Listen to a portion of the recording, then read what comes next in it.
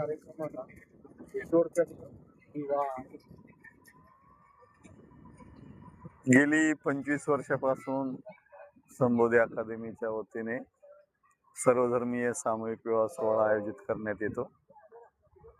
या वर्षीचं सोहळ्याचं रौप्य महोत्सवी वर्ष आहे आणि दरवर्षीप्रमाणे यावेळी वधूवरांच्या पालकांचा चांगला प्रतिसाद आहे आणि नोंदणी आतूनही चालू आहे. जवळपास 100च्या घरात नोंदणी जाईल असं वाटतं.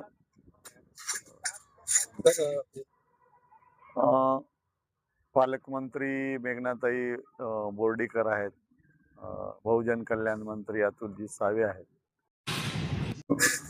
अनेक अधिकारी आहेत, विभागीय आयुक्त श्रीकांत सर, महिवाल साहेब, पोलीस अधिकारी, जिल्ह्यातले सगळे आमदार खासदार, माजी आमदार, माजी खासदार यांना सर्वांना सन्माननीय पाहुणे म्हणून उद्या बोलवलेलं आहे.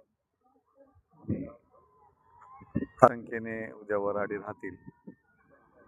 सर नाही, जिल्ह्याचं काही बंधनकारक नाही, मराठवाड्याचं बी नाही, राज्यभरातनं इथं वधूवर आलेले आहेत.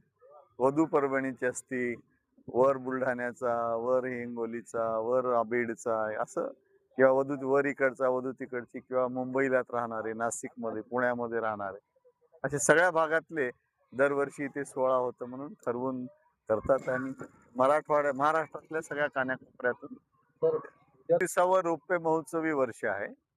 फक्त 2000ला सुरू झाला, ते 26वा झाला असता, पण कोरोनाच्या काळामध्ये 1 वर्ष खंड पडल्यामुळे हा 25वा रौप्य महोत्सवी सोहळा आहे. सर या